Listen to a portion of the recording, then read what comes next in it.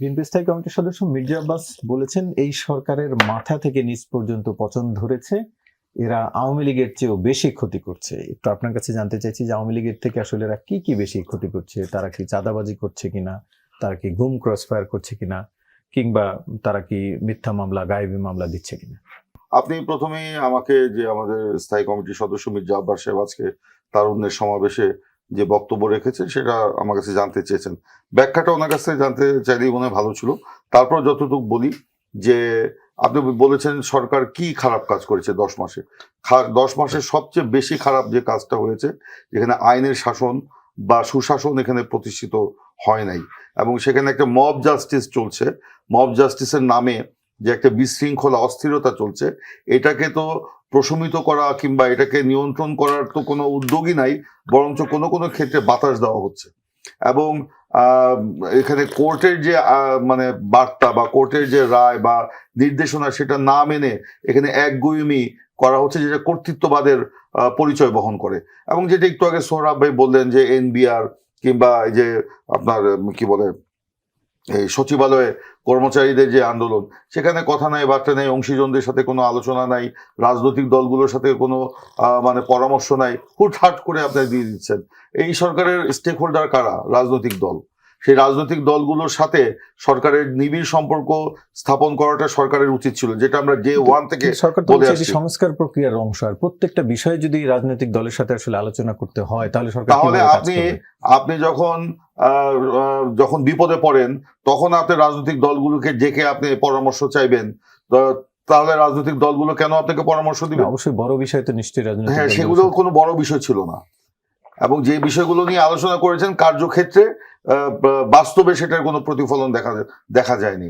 যেমন ধরেন, যখন ভারতের একটি বিষয় নিয়ে আলোচনা হয়েছে, ভারতের মিডিয়াগুলিতে ব্যাপকভাবে যখন বাংলাদেশ বিরোধী প্রচারণা চালানো হচ্ছিল, সার্বভৌমত্ব বিরোধী প্রচারণা চালানো হচ্ছিল, তখন সকল রাজনৈতিক দলগুলোকে 3 ঘন্টার নোটিশে আপনি একত্রিত করে বললেন, রাজনৈতিক দলগুলো পরামর্শ দিল, সেখানে আলোচনা হলো, সরকার একটি দিনক্ষণ ঠিক করে জানাবে, সেই দিনে সকল রাজনৈতিক দল সাদা পতাকা নিয়ে রাস্তায় অবস্থান করবে, 2 ঘন্টা মানববন্ধন তৈরি করবে। কই, সেটা তো আমরা পরে দেখলাম না। এটা কি শুধুমাত্র আইওয়াসের জন্য কি ডাকা হয় নাই? রাজনৈতিক দলের নেতাদেরকে অন্য কোনো কাজ নেই? এই যে আপনার ডাকা হয় শুধু এক কাপ চা খেয়ে কিছু গসিপ করে একটা ছবি তুলে আমরা চলে আসছি, তারপরে সরকারের কোনো পদক্ষেপ আছে? এই যে এইবার যে সরকার ডাকলো, আমরা যে গেলাম, আপনি জানেন তার 4 দিন আগে বিএনপি এই যে কিছু গুরুত্বপূর্ণ ইস্যু ছিল সেগুলো নিয়ে সরকারের সাথে আলোচনা করার জন্য 4 দিন আগে অতি জরুরি বার্তা দিয়ে বলেছে আমরা আজকেই বসতে চাই। 4 দিন কোনো আমন্ত্রণ নাই। হঠাৎ করে মানে যখন পদত্যাগের একটা আওয়াজ শুনলাম, বললো যে আসেন, আগামীকালকে আসেন। পরে দেখা গেল আমরা তো আগেই চেয়েছি, আমাদের আগে অন্য 2 রাজনৈতিক দল যাদের একটি নিবন্ধন নেই, আরেকটি রাজনৈতিক দল বিতর্কিত, তাদেরকে আগে টাইম দিয়ে দেওয়া হয়েছে, আমাদেরকে আগেই ডাকা হয়েছে। তা গেলাম আমরা, সেখানে তো আমরা আমাদের বক্তব্য রাখলাম, বক্তব্য রেখে দেখা গেল আমরা যে গেলাম, আমরা যার পদত্যাগ চাইলাম তাকে সেখানে বসিয়ে রাখা হয়েছে প্রধান উপদেষ্টার পাশে। এটা কোন ধরনের সভ্যতা? এটা কি যা এখন একটা মানে একটা এমন একটা সিচুয়েশন মানে ইয়ে করা হচ্ছিল কিনা যে বিএনপি ওখান থেকে আলোচনা না করেই তাকে দেখে এখান থেকে উঠে চলে আসুক, আরেকটি পরিস্থিতি সৃষ্টি হবে। বিএনপি খুব বিচক্ষণতার পরিচয় দিয়েছে, সেখানে বসে আলোচনা করেছে এবং তার সামনেই তার পদত্যাগ চেয়ে এসছে। তো এখন এই যে কথাগুলো আপনি বললেন যে এইগুলোর তো কোনো আউটকাম নাই।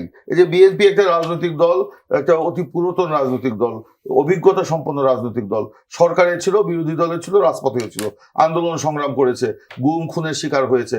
গত 15 বছরে আমাদের প্রায় 60 লক্ষ নেতাকর্মীর বিরুদ্ধে মিথ্যা মামলা, 700-র উপরে গুম ছিল, প্রায় 2100-র উপরে নিহত হয়েছে। আমাদের নেত্রী বেগম খালেদা জিয়া থেকে শুরু করে ওয়ার্ডের কর্মী পর্যন্ত নিপীড়িত হয়েছে। আমাদেরকে যদি এখন ওই বিতর্কিত রাজনৈতিক দল আর নব্য নিবন্ধনহীন রাজনৈতিক দলের সাথে একই পাল্লায় মাপা হয়, তখন কি বিএনপিকে উপেক্ষা বা অবজ্ঞা করা হচ্ছে এটা বলা কি অত্যুক্তি হবে? বিএনপির কোনো কথাই তো আমলে নেওয়া হচ্ছে না। কিন্তু আওয়ামী লীগের চেয়েও বেশি খারাপ করছে, এটি বলা এক ধরনের আওয়ামী লীগের পক্ষে চলে যায়। দেখেন না, আপনি ভালো কি কাজটা করেছে? গত 10 মাসে সরকারের অর্জনটা কি? বিনিয়োগের কথা বলা হচ্ছে, কোন বিনিয়োগ এসেছে গত 10 মাসে? আস্থার জায়গাটা কোথায়? আপনার বরঞ্চ দেশের সার্বভৌমত্ব বিকিয়ে দেওয়ার মতো, দেশের নিরাপত্তা বিঘ্নিত হয় এমন কাজ করার জন্য আপনার মানবিক করিডোরের নামে আপনার বিষয়টি উত্থাপন করা হয়েছে। আপনার চট্টগ্রাম পোর্ট বিদেশিদের হাতে তুলে দেওয়ার জন্য আপনার দেওয়া হয়েছে, যেটা তাদের আওতার মধ্যে পড়ে না, তাদের কাজের মধ্যে পড়ে না। এই প্রসঙ্গে আসছি, আমি এই প্রসঙ্গে আপনার কাছে আসছি। এটা কি আপনার মানে তাদের কাজ নয়, খারাপ কাজ নয়?